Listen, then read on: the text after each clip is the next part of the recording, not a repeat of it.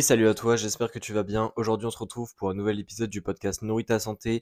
Et aujourd'hui, pour débuter ce mois de février, j'avais envie de parler de la santé cardiovasculaire et plus précisément de 5 conseils alimentaires pour que tu puisses avoir une meilleure santé cardiovasculaire. Alors, cet épisode va être assez général ou du moins, je ne vais pas rentrer dans les détails des pathologies cardiovasculaires, tout simplement parce que les pathologies cardiovasculaires, c'est très très très général, c'est-à-dire qu'il en existe plein. Il existe plein de causes différentes et évidemment, toutes les pathologies cardiovasculaires n'ont pas les mêmes conséquences sur la vie. Elles n'apparaissent pas, on va dire, au même âge, selon les circonstances, etc. Donc c'est très très vaste et l'idée c'est pas de vraiment faire un cours théorique là-dessus. L'idée c'est vraiment de directement donner des conseils qui s'appliquent facilement dans ta vie pour que tu puisses diminuer les risques de maladies cardiovasculaires.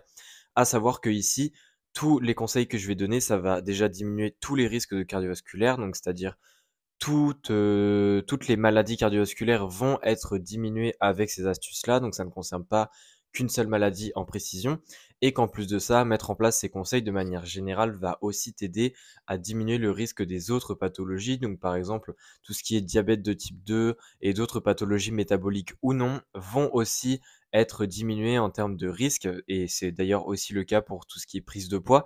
Donc je t'invite vraiment à écouter cet épisode, à savoir que je vais le séparer, on va dire, en deux parties. Il y a 5 conseils que je vais donner, il y en a 3, ça va être plutôt des choses à mettre en place ou du moins à augmenter et il y a 2 autres choses, ça va plutôt être des choses à diminuer et on commence tout de suite avec le premier élément qui est tout simplement manger plus de fruits et de légumes. Alors, au niveau des mécanismes, il existe plein de possibilités de pourquoi est-ce que les fruits et légumes, quand on en consomme plus, ça diminue le risque cardiovasculaire. Les fruits et légumes, tu devrais le savoir, je pense, mais il y a des vitamines et minéraux, il y a également des fibres dedans, mais il n'y a pas que ça, il y a aussi d'autres antioxydants qu'on appelle des polyphénols. Et donc, c'est toute une famille d'antioxydants, de molécules qui ont justement un potentiel antioxydant.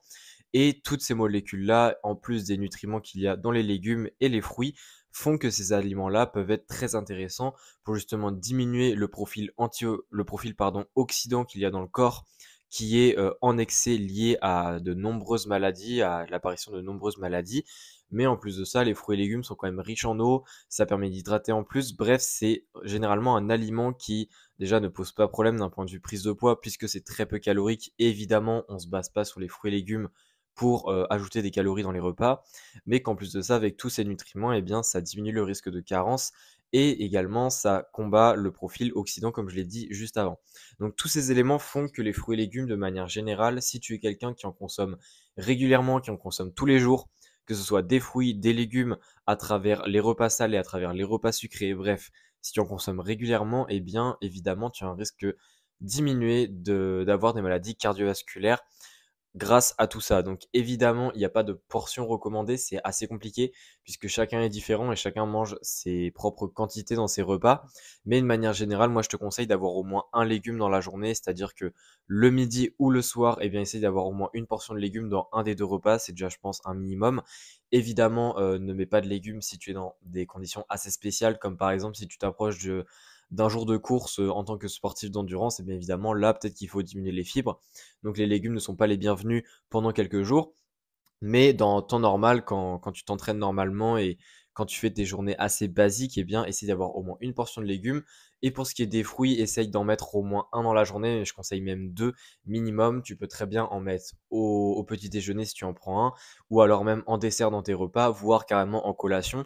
Il y a plein de façons d'incorporer un fruit dans la journée et je pense que en termes de fruits, par rapport aux légumes de manière générale, les fruits sont beaucoup plus simples à manger et les personnes ont tendance à beaucoup plus aimer les fruits. Donc, dans un premier sens, et j'ai déjà fait un épisode de podcast dessus, tu peux taper nourris ta santé, fruits vs enfin, est-ce que les fruits peuvent remplacer les légumes?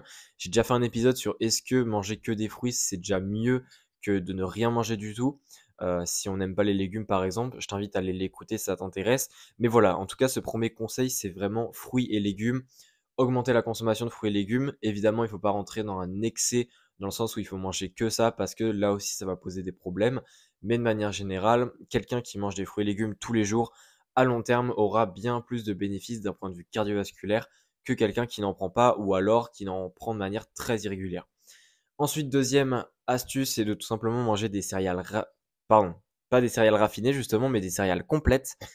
Donc tout ce qui est quinoa, tout ce qui est pâtes complètes, etc. Tous ces aliments-là sont plus intéressants que les céréales raffinées. Alors, je tiens quand même à faire un point ici, j'en ai déjà parlé dans notre épisode.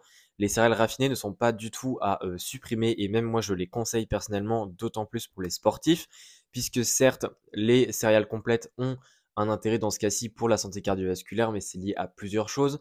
Déjà, première chose, c'est que les céréales raffinées ont beaucoup moins de nutriments que les céréales complètes. Et les céréales complètes, en ayant plus de nutriments, peuvent avoir plus de bénéfices d'un point de vue cardiovasculaire, puisque évidemment, il y a certains nutriments qui sont pas mal liés à la santé cardiovasculaire. Mais en plus de ça, eh bien, il y a aussi le fait qu'il y ait des fibres dans les céréales complètes et qu'il n'y en ait pas dans les céréales raffinées.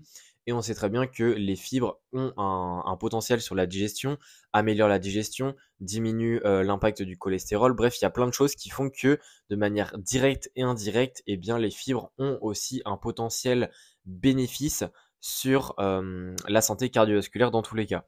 Donc c'est pour ça qu'on conseille de manger des céréales complètes. Toutefois, je ne conseille pas de prendre cette astuce à la lettre dans le sens où il faut manger que des céréales complètes en ce qui concerne les céréales. C'est-à-dire que les céréales complètes ont aussi des facteurs antinutritionnels qui peuvent parfois empêcher un petit peu l'absorption des minéraux et des vitamines. Et en plus de ça, les céréales complètes, vu qu'elles ont des fibres, et bien selon la structure du repas qu'il y a à côté, et bien ça peut potentiellement faire trop de fibres et ça peut venir justement perturber la digestion. Donc moi ce que je conseille, c'est évidemment de manger des céréales complètes assez régulièrement, mais ce que je conseille d'autant plus, c'est de tourner avec des céréales raffinées, c'est-à-dire qu'un repas sur deux ou une semaine sur deux, je sais pas, tu fais comme tu veux, ça dépend aussi de comment est-ce que ton repas est structuré, s'il y a déjà beaucoup de fibres à côté ou pas.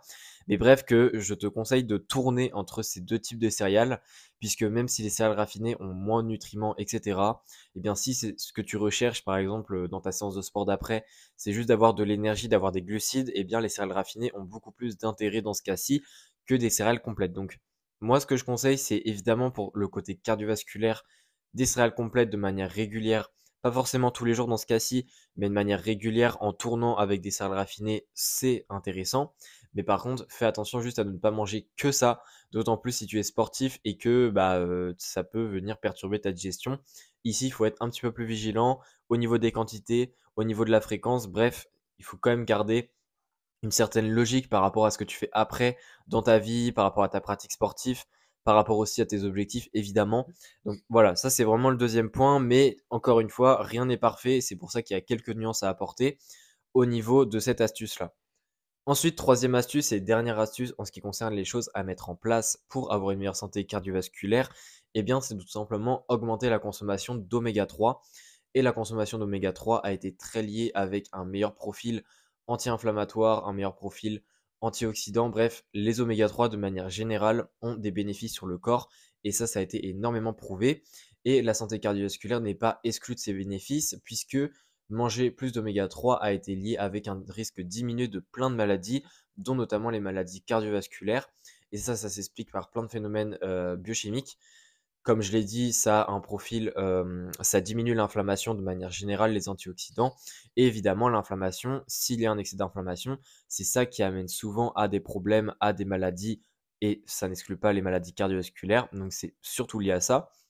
Mais ici, l'idée c'est de consommer des oméga 3 et d'essayer d'en consommer tous les jours. Alors les sources d'oméga 3, il y en a aussi bien des végétales que des animales. Pour ce qui est des animales, c'est tout ce qui est poisson gras, donc saumon, également truite, bref, tous les poissons un petit peu gras, que ce soit d'eau de mer ou d'eau douce, même si les poissons d'eau douce ont un petit peu plus de bénéfices, puisqu'il y a moins de métaux lourds dedans qui peuvent potentiellement à long terme causer problème si on en consomme trop régulièrement. En plus de tout ce qui est poisson, et bien évidemment, il y a l'huile de poisson, hein, ça c'est plutôt une supplémentation en oméga 3 qui peut également se prendre. Également, à côté de ça, eh ben, il y a des sources végétales. Il y a par exemple tout ce qui est graines de chia, également tout ce qui est graines de lin. Il y a également certaines huiles, comme par exemple l'huile de colza, mais également l'huile de lin, justement.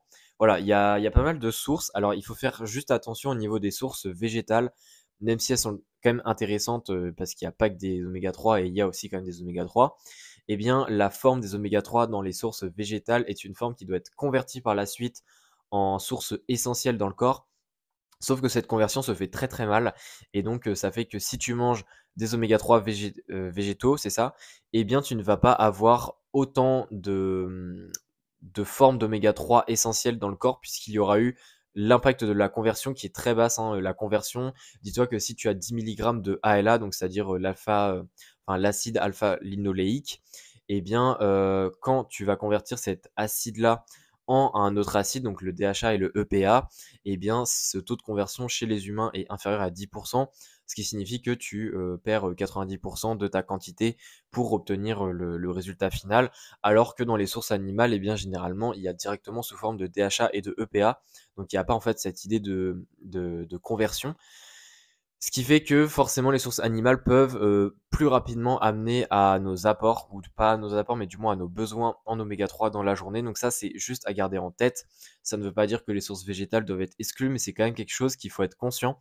Mais en tout cas, de manière générale, que ce soit source végétale ou animale, les oméga 3 sont importants et il faut en consommer régulièrement, il faut en consommer tous les jours en incorporant ça dans tes repas, donc peu importe comment tu le fais. Mais l'idée, c'est d'avoir une source d'oméga 3, qu'elle soit végétale ou animale, au moins une fois dans la journée pour que tu puisses justement en apporter régulièrement. Il existe également des suppléments si tu as vraiment du mal, mais moi je te conseille d'abord d'essayer de regarder les sources riches en oméga 3, je t'en ai cité quelques-unes, et d'essayer d'incorporer ça un petit peu dans une habitude alimentaire. Ce qui peut être intéressant, c'est par exemple de mettre une source d'oméga 3 dans ton petit déjeuner et de prendre régulièrement le même petit déjeuner.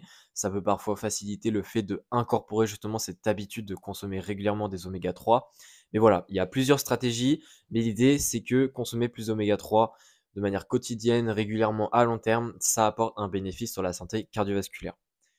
On a fini pour tout ce qui est des choses à augmenter, tout ce qui est on va dire des points positifs à mettre en place dans l'alimentation pour justement avoir un bénéfice sur cette santé cardiovasculaire. Comme je l'ai dit, il y en a 2 autres points que je vais parler et les 2 autres points, c'est justement des points à diminuer. Le premier point, c'est tout simplement diminuer la consommation d'acides gras saturés. Alors, il y a eu énormément de débats il y a quelques années sur les acides gras saturés, comme quoi ils sont bénéfiques. Encore une fois, les acides gras saturés, c'est pas quelque chose qu'il faut totalement enlever de l'alimentation. Ça a quand même des bénéfices et évidemment que tout ce qui est cholestérol, qui est généralement lié avec les acides gras saturés, ça a aussi un rôle dans le corps, hein. Il n'est pas là pour rien. Le LDL, lui, est aussi là pour quelque chose. Il a aussi un bénéfice, mais encore une fois, on parle d'excès. Et généralement, dans la population globale, eh bien, l'excès de LDL est beaucoup trop courant, ce qui fait que ça le rend, on va dire, nocif, alors que de base, s'il est en de bonnes quantités, il n'est pas du tout nocif. Donc, au niveau des acides gras saturés, pareil, c'est une histoire d'excès, et c'est-à-dire que les personnes de nos jours, avec tout ce qui est aliments transformés, etc., ont tendance à être en excès d'acides gras saturés, ce qui fait que tout simplement, eh bien, les acides gras saturés vont en excès causer des problèmes cardiovasculaires, et ça a été prouvé, alors que justement, en dehors des acides gras saturés, eh bien, les acides gras polyinsaturés, donc notamment les oméga 3 dont on a parlé juste avant, eh bien, ça a plutôt un effet bénéfique sur la santé cardiovasculaire. Donc moi, ce que je te conseille de faire, c'est plutôt de regarder tout ce qui est source acides gras saturés, qu'est-ce que c'est? Donc il y a généralement les sources animales, hein, c'est-à-dire tout ce qui est viande, tout ce qui est également beurre, tout ce qui est crème. Il y a également tout ce qui est aliments transformés avec la friture, avec le gras ajouté dedans. Voilà, il y a plein d'aliments qui ont des acides gras saturés. Mais moi, ce que je te conseille, c'est un petit peu de regarder les sources alimentaires et de comparer ça par rapport à ce que tu apportes dans ta journée généralement, de ce que tu manges, pour voir s'il n'y a pas des aliments qui en apportent beaucoup dans ta journée, puisque ça peut être intéressant de partiellement au minimum remplacer ces aliments-là par des aliments potentiellement riches en acides gras polyinsaturés ou même monoinsaturés pour que ça puisse justement diminuer le risque cardiovasculaire à long terme, puisque encore une fois, on ne parle pas de quelque chose qui se fait du jour au lendemain, mais bien de quelque chose qui se fait à très long terme. Donc ça, c'est vraiment la quatrième chose et du coup la première chose à diminuer ou à enlever, enfin du moins pas à enlever dans le cas des acides gras saturés, mais plutôt à diminuer. Par contre, le dernier point, c'est potentiellement quelque chose qu'on peut enlever. Encore une fois, ça dépend de ta volonté, ça dépend de ta culture, ça dépend de qu'est-ce que voilà, de l'importance que tu accordes à cette idée de santé cardiovasculaire, hein. Si tu as déjà des problèmes ou non, par exemple, ça peut avoir un impact. Mais c'est de tout simplement diminuer ta consommation d'alcool, puisque l'alcool a aussi été lié avec à des problèmes de santé cardiovasculaire. Et cette fois-ci, l'alcool, bon, j'ai pas besoin de faire trop de speech là-dessus, puisqu'on sait très bien que l'alcool, si tu n'en bois pas, eh bien, ça pose pas de problème puisque ce n'est pas essentiel, et que l'alcool, si on enlève tout ce qui est côté social, etc., eh bien, l'alcool n'apporte que des inconvénients, on va dire. C'est-à-dire que boire de l'alcool, si on parle vraiment juste de la santé physique, eh bien, ça n'apporte pas vraiment de bénéfices. Les personnes qui disent qu'ils boivent du vin parce que c'est un côté antioxydant, c'est quelque chose, on va dire, que d'un point de vue ratio bénéfice-risque qui n'est pas du tout intéressant. On va pas boire du vin pour son côté antioxydant. Boire du vin a évidemment cause plus de problèmes que ce qu'apporte comme bénéfice le côté antioxydant. Donc voilà, ça c'est vraiment important à comprendre. Et de manière générale, c'est pour la santé cardiovasculaire, c'est surtout cette idée de diminuer la consommation d'alcool, à savoir que c'est surtout tout ce qui est alcoolisme et tout ce qui est apport en alcool très très régulier et fréquent qui se fait plutôt être comme problématique. Donc ici, là, c'est plutôt de diminuer la consommation, de diminuer la fréquence. Ça dépend en fait de comment tu consommes l'alcool actuellement. Et vraiment, c'est quelque chose qui te tient pas à cœur. Je sais qu'il y a des personnes qui n'en consomment pas et même si on leur dit de ne plus en consommer, que ça ne les dérange pas. Encore une fois, ça n'empêche pas de boire un verre à un repas de famille ou autre, mais on n'est même pas obligé, hein, ça dépend de ses principes. Donc voilà, donc globalement, c'est un petit peu ça, ces 5 idées. Donc pour rappeler les 5 idées liées à la santé cardiovasculaire, eh bien, il y a la première idée, c'est de consommer plus de fruits et légumes. Deuxième idée, c'est de consommer et de favoriser plus les céréales complètes, à savoir qu'il faut quand même continuer à consommer des céréales raffinées et d'autant plus selon tes objectifs et selon ton style de vie actuel. Troisième, c'est de tout simplement consommer des oméga 3. Essayer d'en avoir au moins une source tous les jours, c'est déjà un bon début. Quatrième chose, c'est de diminuer les acides gras saturés, d'essayer de repérer tes sources d'acides gras saturés dans ta journée et de partiellement les remplacer par des sources plus intéressantes. Et enfin, dernière chose, c'est de diminuer ton apport en alcool, voire carrément de l'enlever selon ta détermination par rapport à ça. Et avec ces 5 astuces, pardon, eh bien, tu vas avoir vraiment les principaux bénéfices avec ta nutrition pour ce qui est de la santé cardiovasculaire. Donc tu vois que c'est pas si compliqué que ça à mettre en place. Encore une fois, ce sont des habitudes. Ça va venir progressivement. Tu peux pas faire ça du jour au lendemain. Mais en ayant ces habitudes-là et surtout en les gardant à long terme, c'est ça qui aura un intérêt. Donc merci en tout cas d'avoir écouté cet épisode. J'espère qu'il t'aura plu. Si encore une fois tu veux aller plus loin pour tout ce qui est fruits et légumes et savoir si les fruits valent les légumes, j'ai fait un épisode dessus. Je t'invite à aller l'écouter. Et sinon, on se dit à la prochaine. Allez, ciao.